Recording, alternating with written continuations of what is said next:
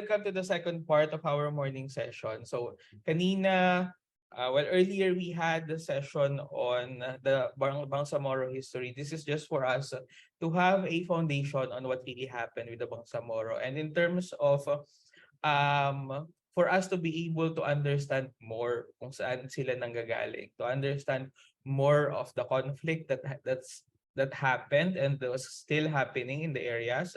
And I think also it also provides us a foundation of understanding the culture and the current situation of Barm as of now. Now, so from there, we will now jump into a more context of the Madaris Volunteer Program. So this is the framework that we are using, no, in terms of dialogue and in terms of engaging our partner communities.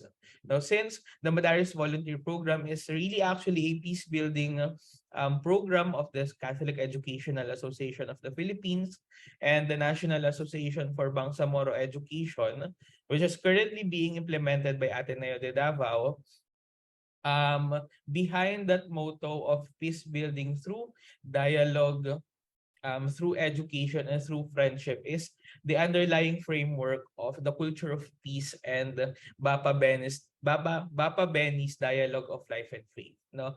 Na suportahan naman ng mga recent natin na mga documents din. First of all, by the Document of Human Fraternity for World Peace and Living Together. So it's a document signed by signed by leaders of world religions, no? So signed by Pope Francis and the Grand Imam of Al-Azhar. So it's an interreligious collaboration between two big religious groups, no?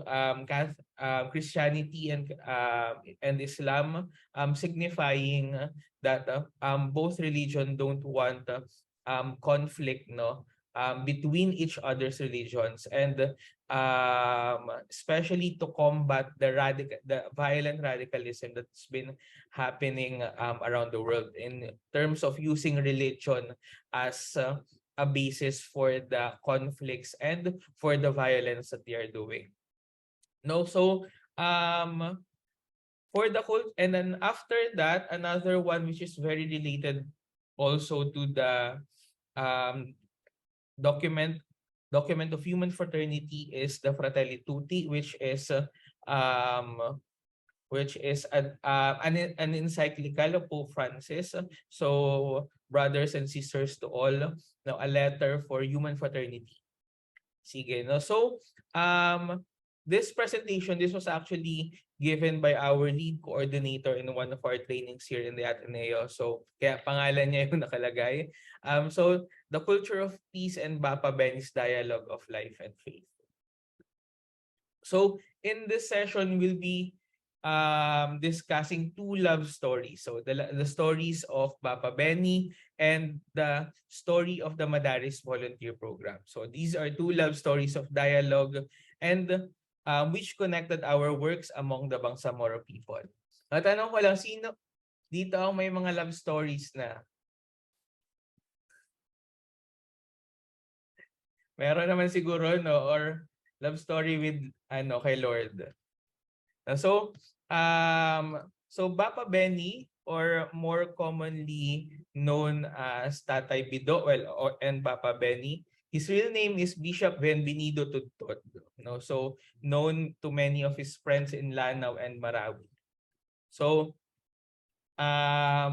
he is the first bishop of the prelature of Marawi. No, so he envisioned this kind of practice for interfaith dialogue na he would later call as the dialogue of life and faith. No, so the source of this calling for interfaith dialogue to Bapa Benny is because of the conflicts that's been happening in the areas of Lanao. So kanina Josh mentioned the minorization of the Moros. No, so there were this time when migration to Mindanao is funded by the government, and then after some time, but for for the locals, for example, for the Moros and for the indigenous peoples, the Lumads, no, they don't have this system for land titlings. It was only introduced, I think, during the American times, the Torrens titling, where they formalized the titling of the lands. Because for the indigenous peoples, the it's actually not the people who own the land. It's actually the land who own the people, and it's just because they're giving us resources, they're giving us life, and that we are just stewards of the land.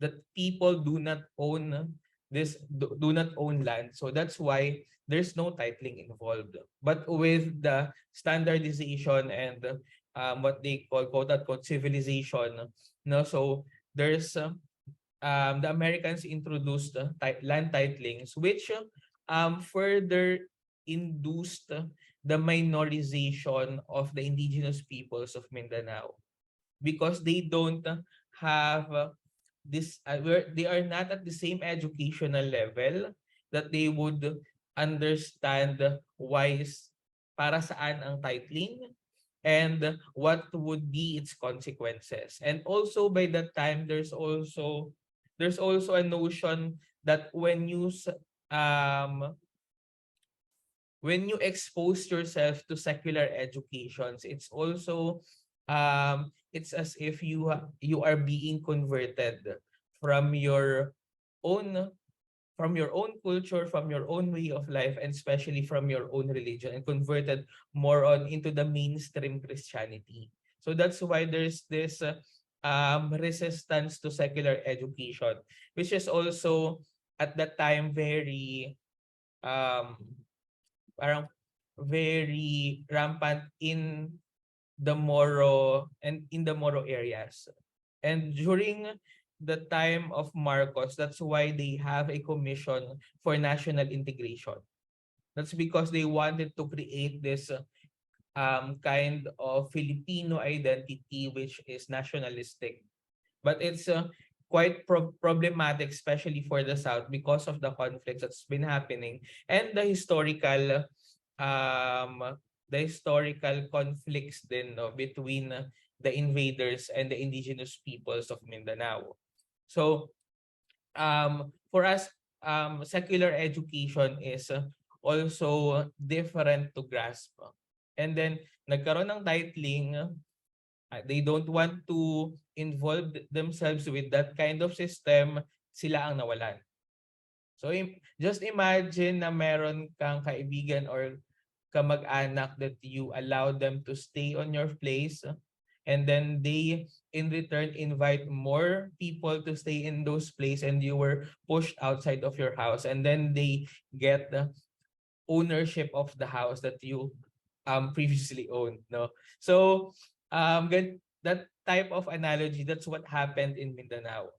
So that's also one of the foundations of or the one of the core reasons of the conflicts. It's not just about religious differences, but it's really the misunderstanding and the social conflict that's been happening in the areas.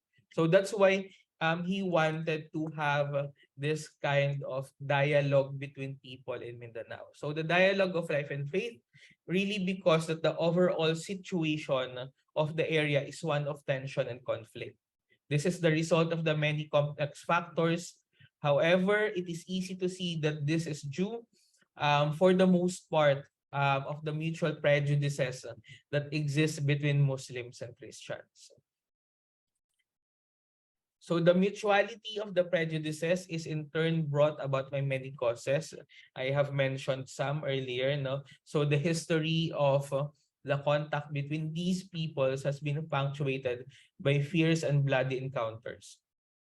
So yan yung mga conflicts before in terms ng mga colonizers, and then the historical injustices that they received, or that the Moro experience when the settlers came to Mindanao. So at the height of conflict between the Christian and Muslim Filipinos, mostly during the time of the 70s, Bishop Bienvenido Tudtod, well, he became the bishop of the prelature of Iligan.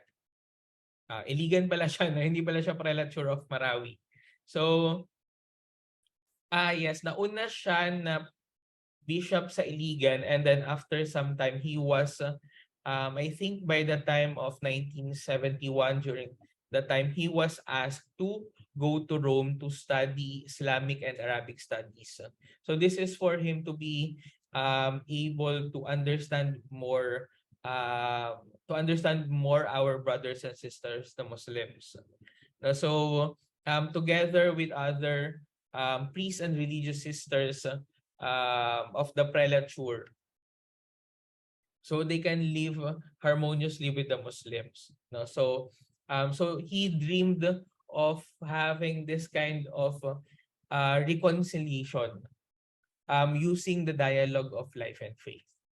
And then by the time na 1976, the prelature of Marawi was founded, and then it was Bishop Benvenido Tudtod who was appointed as the first bishop of the prelature of Marawi. So during that time na andun siya, during his um, during his service as the bishop, he tried to engage the different Muslim, the majority of the Muslim population, no? Not just him, but the Christian community na a small Christian community. He tried to engage it with the Muslim communities in Marawi. So he did this through different types of ministries, to radio programs, lectures. He also gives retreats, and then he also writes in the local print media. But first and foremost, it was reflected through his life, through how he relate with other people, especially of a different religion. So after prayerful reflections and discussions, he proposed what is now the dialogue of life and faith. So this will guide him and guide the Christian community, and hopefully the other communities, in terms of how would they relate to the others? How would they relate to person which is different from them? So he would describe it as one with um, presence, being there with the people, one with recognition, recognizing the historical injustices and the backgrounds of the other, and then entering the mind and the life of the other. So being empathic to other people, and of course there has to be a mutuality of enrichment. Now, when we go into dialogue, it's not just about um, you learning from them, but it's also them learning something from you. And through that, there's a mutual enrichment of the personhood of each other. So there's no sides, there's no higher stance. All of them are equal, and sharing of visions and dreams. No, so it's not just about sharing of sadness, sharing of problems, but also, of course, it's a holistic sharing of the person, sharing of visions and dreams. So, according to Bishop Benny, dialogue must be entered into by everyone of all kinds of people. No? So, dialogue is not restricted to just people who knows how to speak. People who know how to articulate, or people who know how to listen, or people who are in power. But because first and foremost, dialogue is the greater part of dialogue must happen at the grassroots level.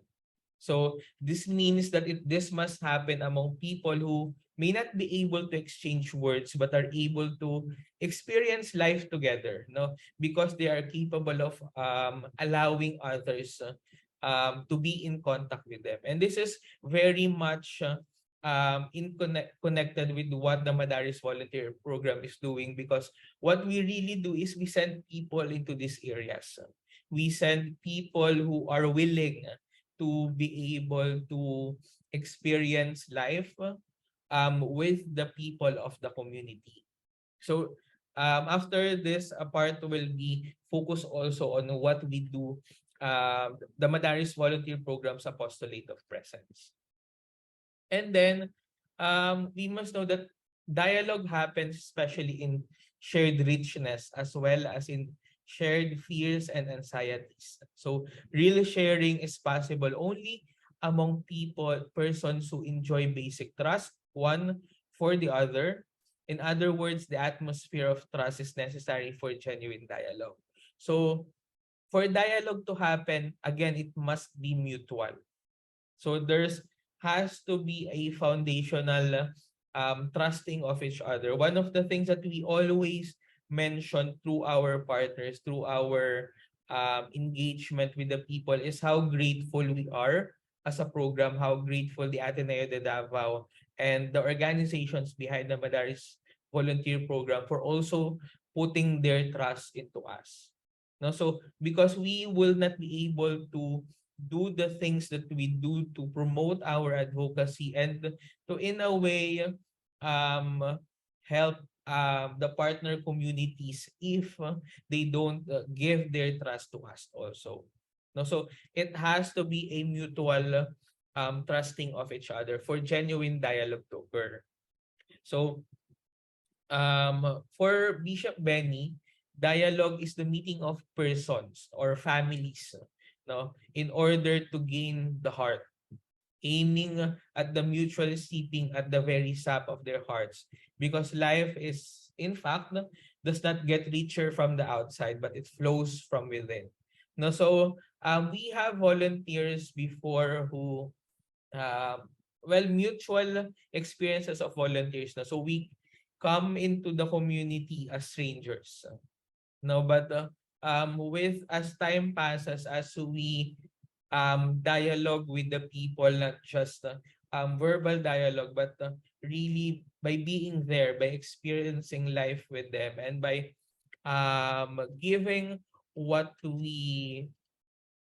can we offer and receiving what also our partner communities can offer. There eventually the stranger who comes into the community becomes part of the community. And I think it excuse me.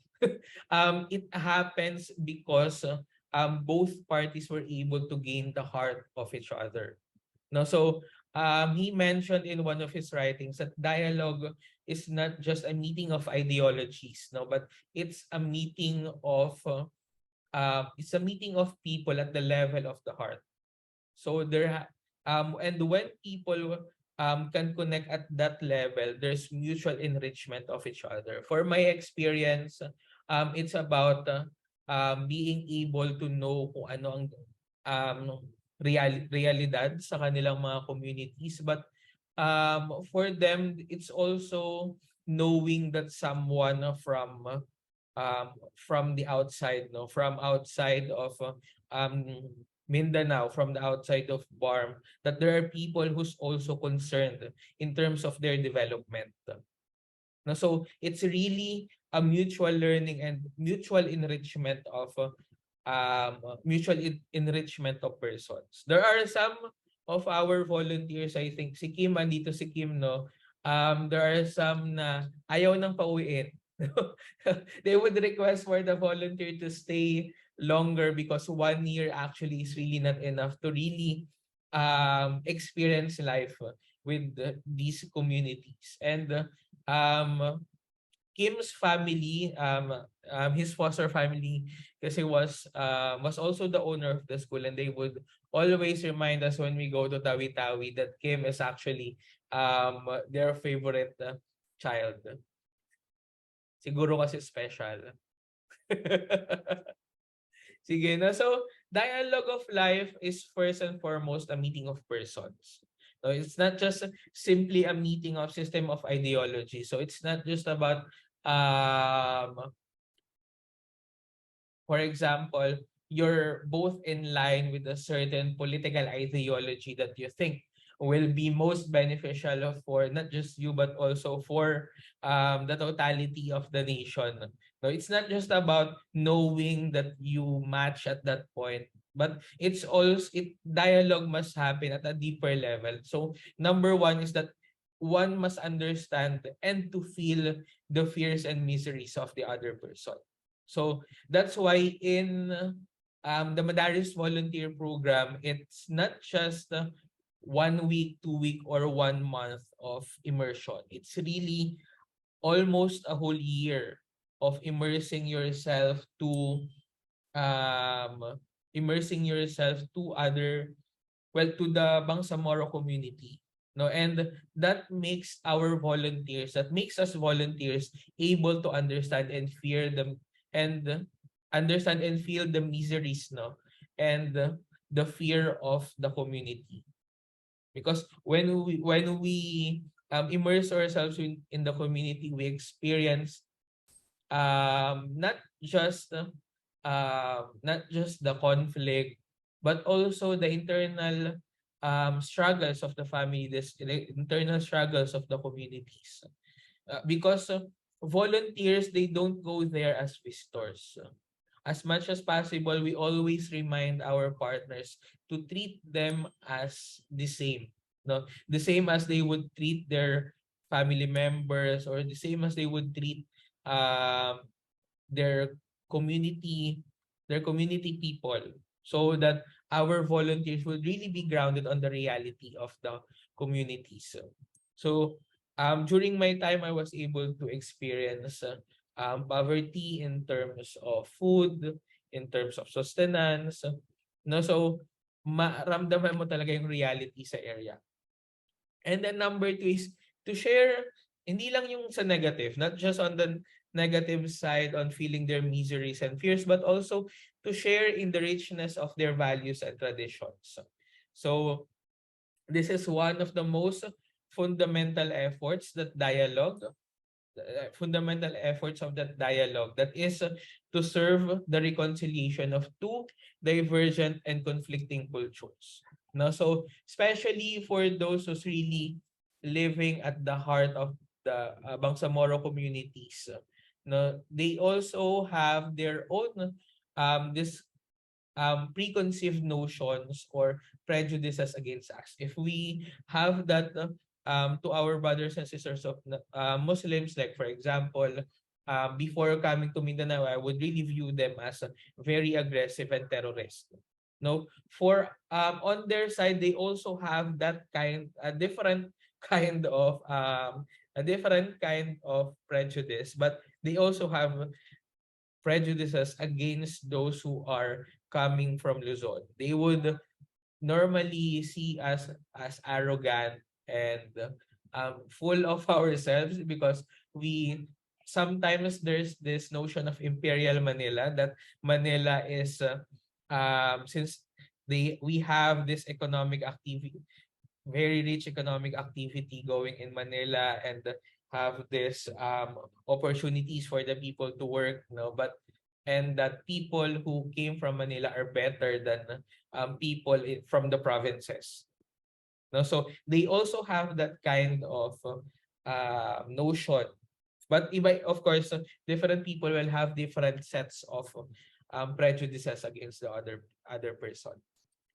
And then there's also the dialogue of life is also an opportunity to enrich others. Again, with the beauty and truth manifested in one's own culture, strengthen one's dignity and worth. No? So when you go into the community, you're not just going there as yourself.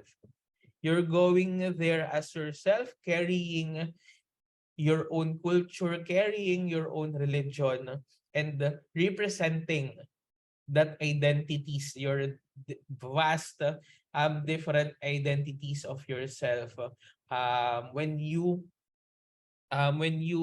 engage in dialogue with other people, no, and it can also be enriching for others, for them to also be able to realize and hopefully appreciates that kind of culture, the culture of other people.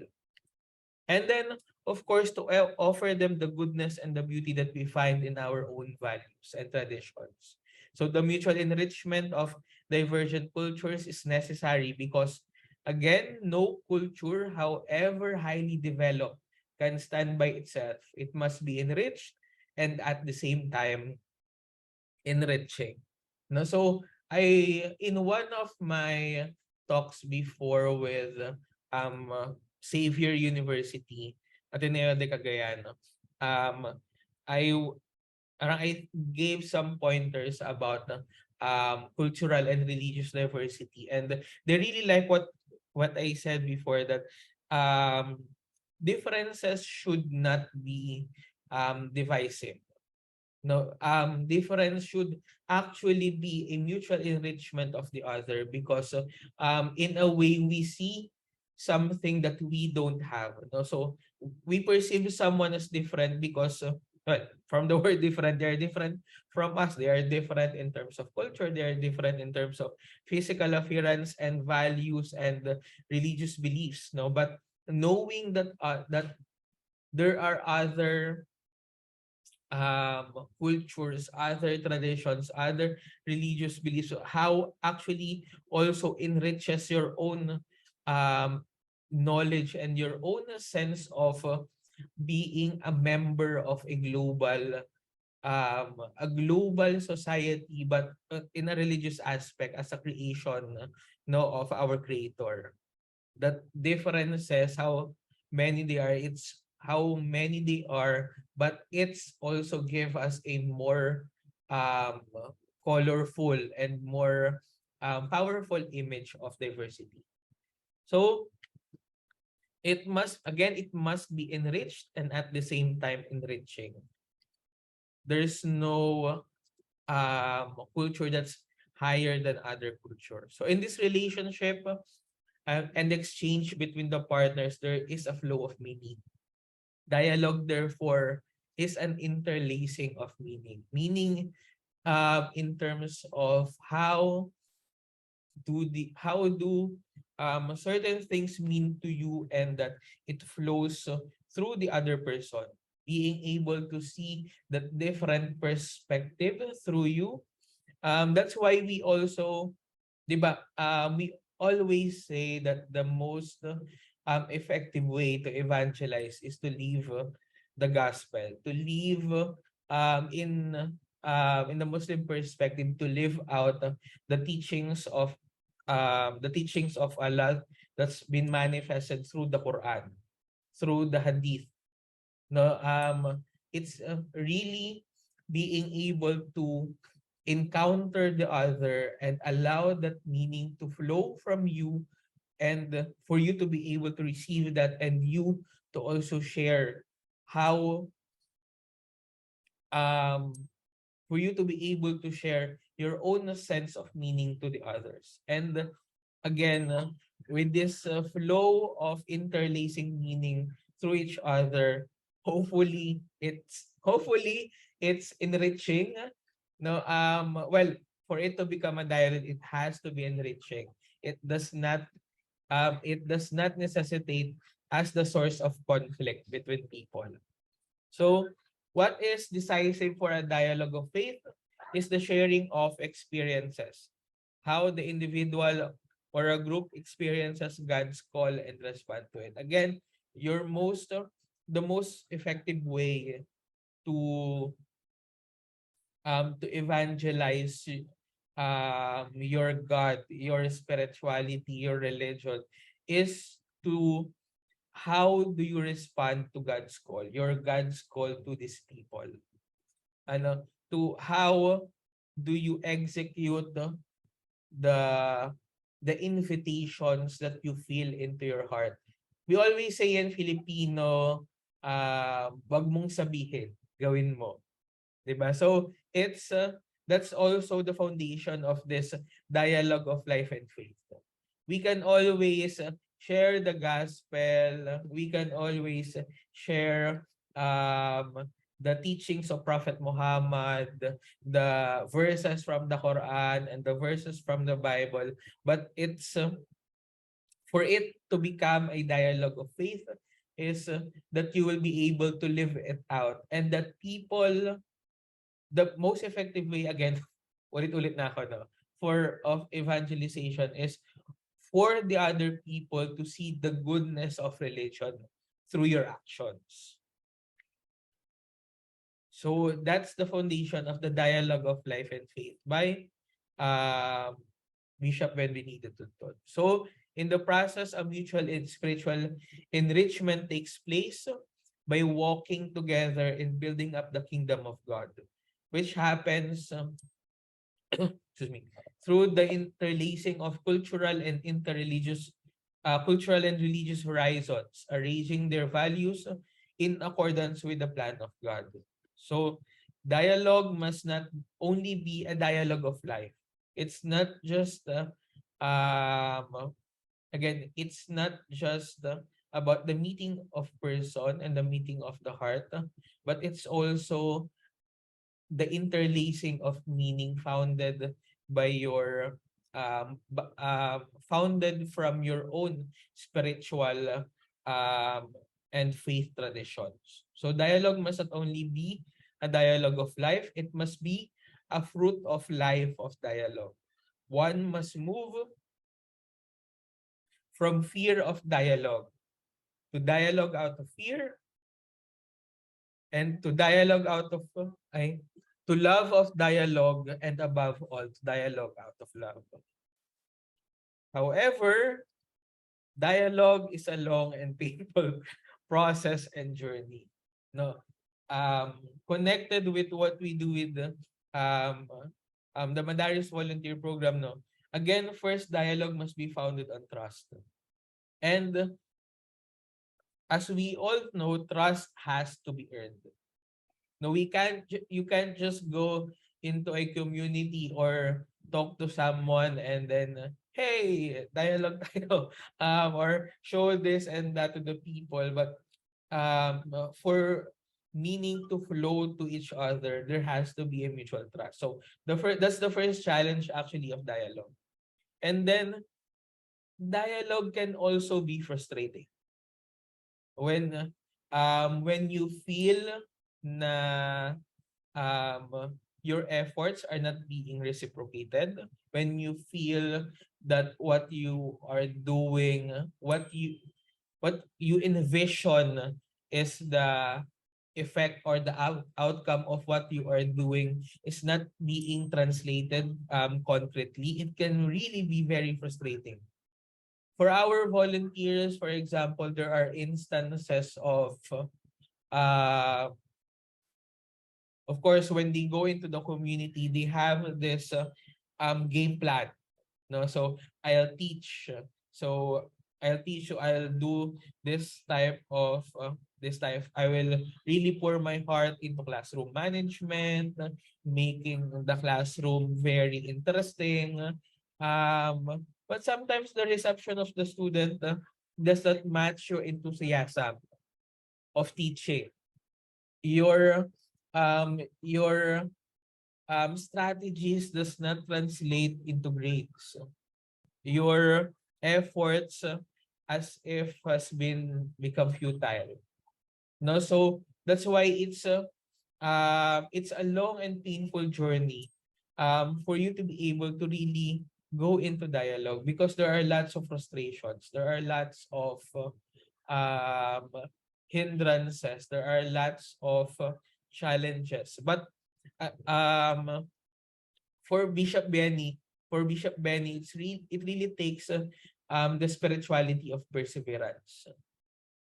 That the for the spirituality of perseverance rooted on the why, rooted on why you are doing these things, rooted on, again, um from the commercial of Nescafe, para kanino ka bumabangon. No, so you really have to go back to your own sense of uh, your you really have to go back to yourself, no, to be able to really pursue this kind of engagement. And no, last August 19, no, in honor of Bishop Benvenido Tuntod, For those who are in ADU, who's from ADU, we have already opened this auditorium and we have been using this in the past couple of months now. They have decided to rename the mini auditorium of the university to Bapa Benny Tun Auditorium in honor of this great man.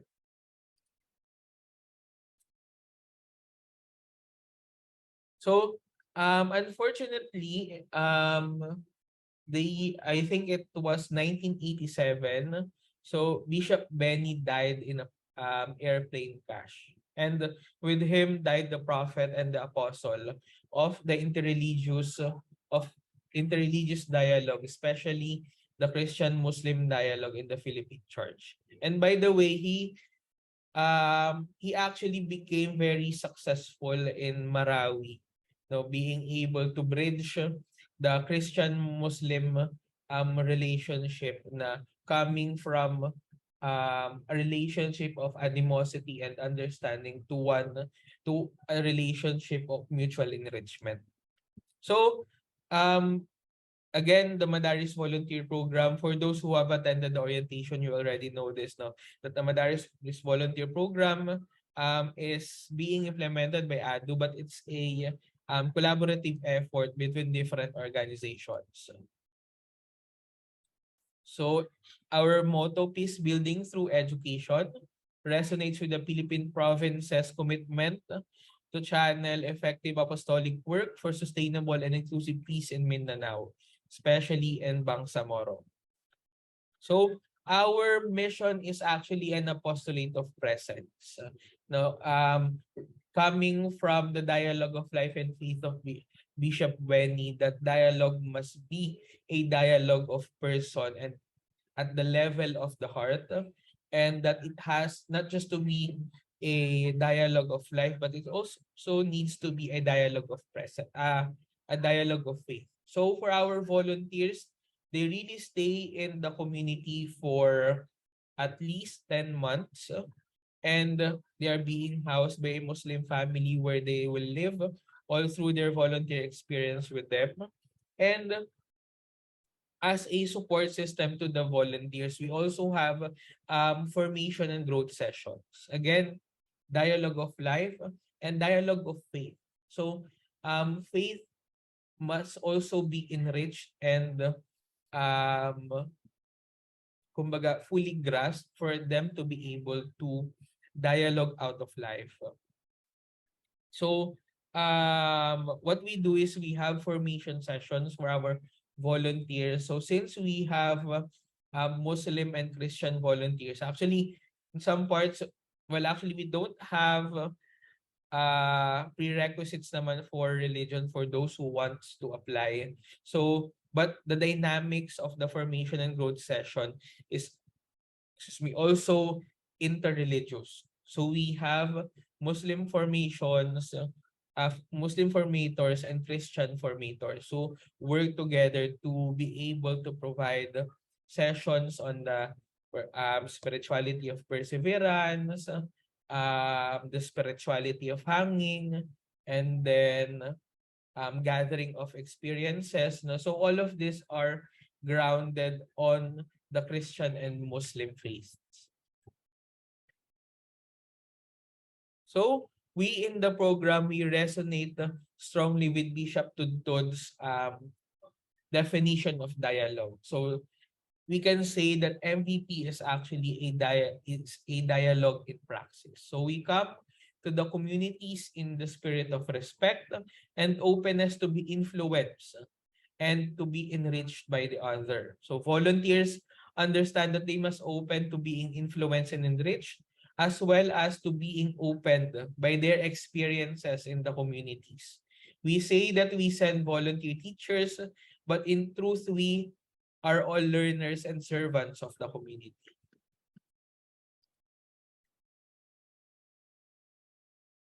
And then, through our engagement, we were able to contribute to the dialogue of life and faith, a partnership towards a new culture that enables and empowers us to draw from each other's traditions and life worlds.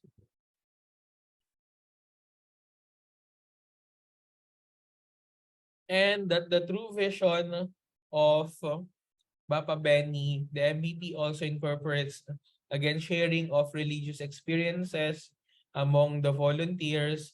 The volunteer program is a constant setting out to new horizons. No? As the volunteers can attest, the experience is strenuous and demanding and cannot be sustained without spirituality of perseverance.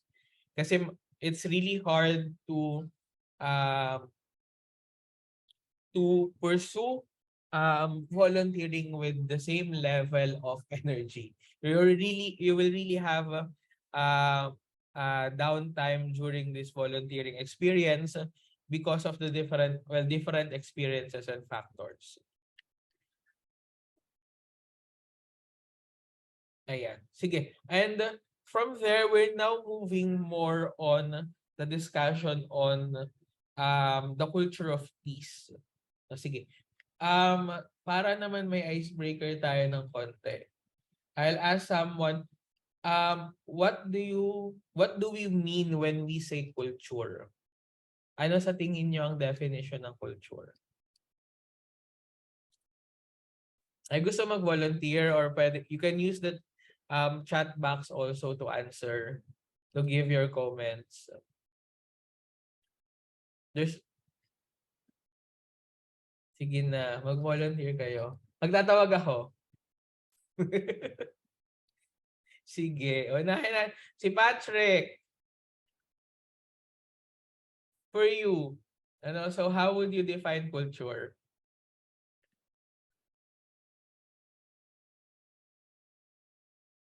Patrick, are you there? Oh, ayan. Ganyan lang siya.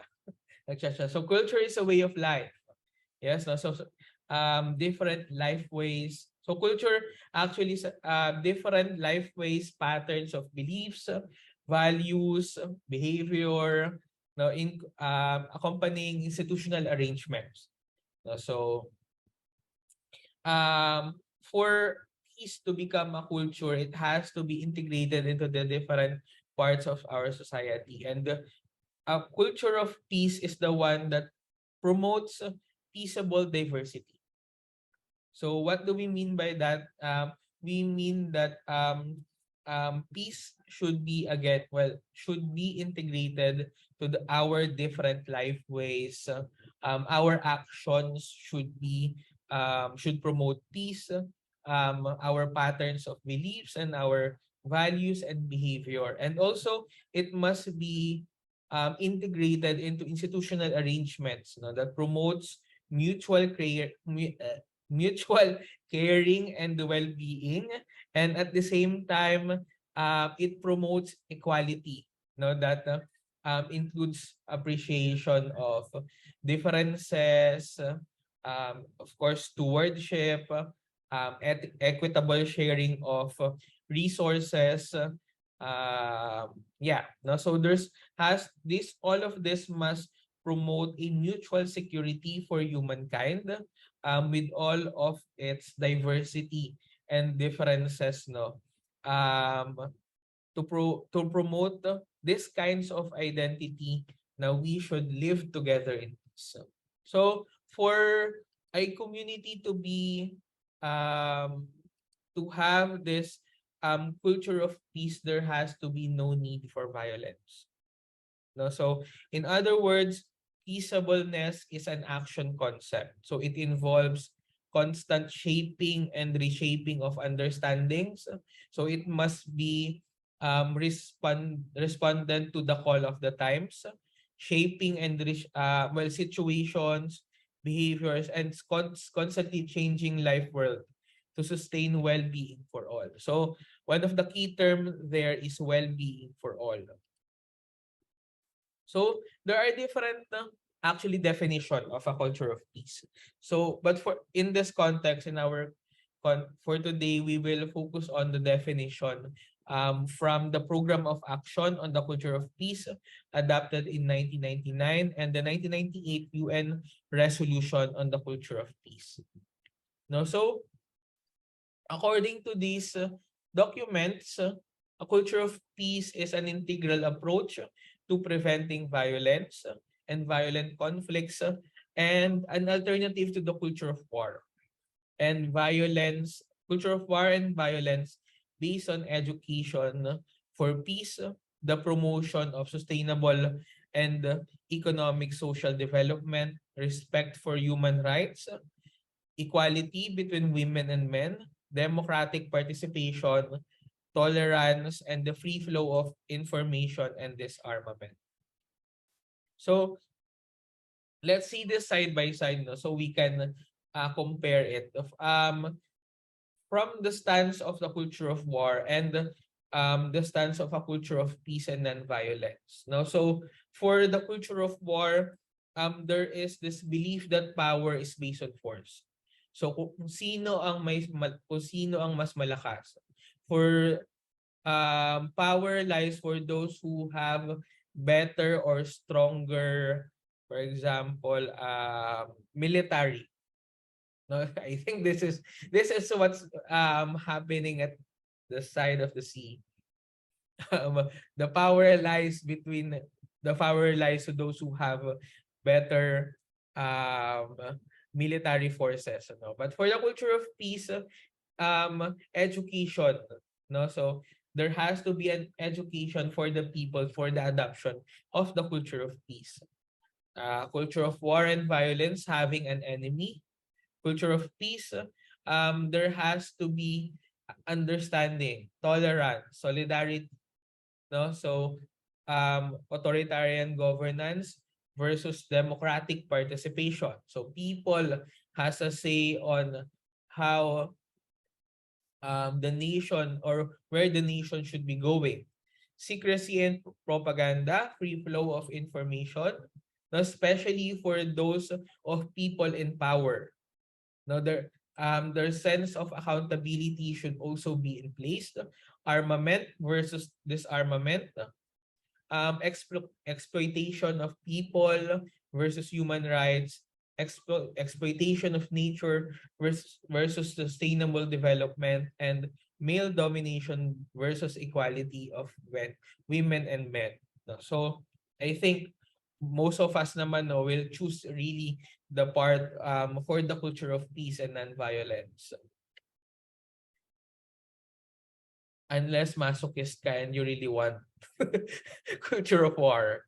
Now, so in this way, another diagram that we can see peace on a different light is the definition of having negative and positive peace. Now, so peace is not just about the absence of war or the absence of direct or physical violence or what we consider as negative peace. So for this negative peace, it address directly what we call the direct violence. So yun, war, torture, child and women abuse. No, so if we don't have direct violence, we have negative peace. But the culture of peace does not stop from having negative peace. It also should be, well, our goal should be in the promotion of positive peace. So which is what we considered as the presence of conditions, no? Conditions of well-being and just relationships, social, economic, in terms of social, economic, political, and ecological. So as of now, no, we still experience different kinds of violence. Again, not just direct violence, but for example, structural violence. So we have a recurring problem on poverty and hunger. And then we still have in an equal distribution of wealth. Sobrang laki ng a big part of I think the Philippine economy is owned by a very few people. It's owned by very few people, and the majority of the people, well, the Philippines are still, I think, at the mid and at the lower part of the poverty line. And then we also have sociocultural violence, racism, sexism, religious intolerance. So there's still discrimination against Muslims. Racism, I think more on how we view people of different members of different ethno-linguistic groups. So there are people who are still considered as indigenous people as lower class of people. And then ecological violence. There's this issue of pollution and overconsumption, the issue of mining, the issue of choosing mining over ecological well-being of the Philippines. So it it really has what we wanted to do is really to promote positive peace, and that positive peace should address all of these different violences that we experience um, in day. So humankind needs to take a lessons from its past in order to build a new and better tomorrow. Again, that's why we started with Bangsamoro history. It's not just about for us to be able to understand the local context, but it's also for us to be able to look forward and not be backwards. No, so um the mistakes of the past, we should not forget our history, because we should always learn from the mistakes of our past, and hope that we will not repeat the history of violence and the history of injustices no, from the dark ages of the Philippines. And of course, there's no more time more appropriate than now to build a culture of peace. No? So, hindi pwedeng bukas. We as a generation should really work on this. So, in today's world, more so a culture of peace should be seen as the essence of new humanity, a new global civilization based on inner oneness and outer diversity.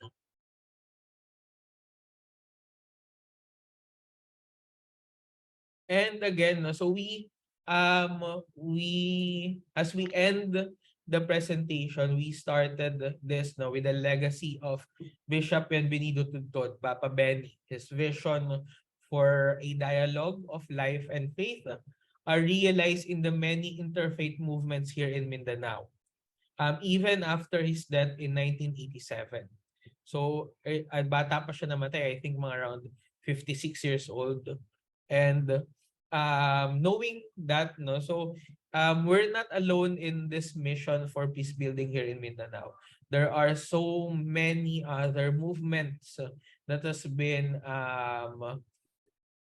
influenced no, and inspired by the works of Papa Benny Tudtod. And we in the Manaris Volunteer Program, we hope to continuously um, contribute to this dialogue of life and faith. No? As we move from fear of dialogue to dialogue out of fear, to love of dialogue, and above all, to dialogue out of love.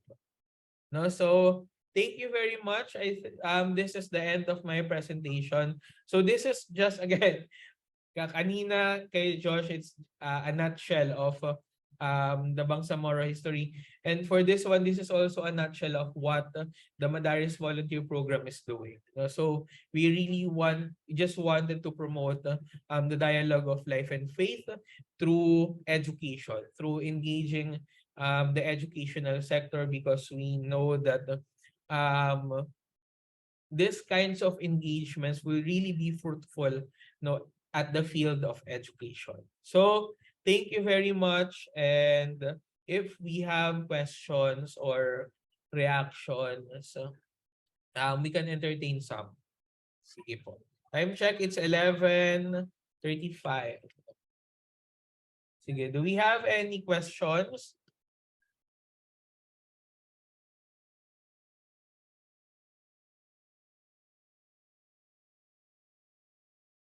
Stop check.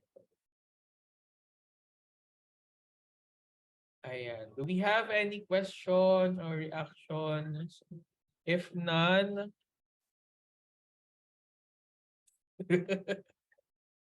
sige po. Thank you very much po. Thank you very much for the feedback.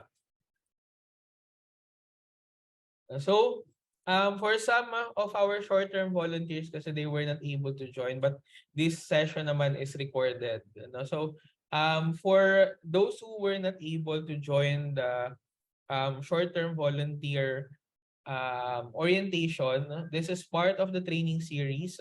Well, actually, just a morning and afternoon session, just to be able to provide a more concrete and an in-depth an in-depth look and appreciation of what the Madaris Volunteer Program is doing and why do the Madaris Volunteer Program do these kinds of engagements.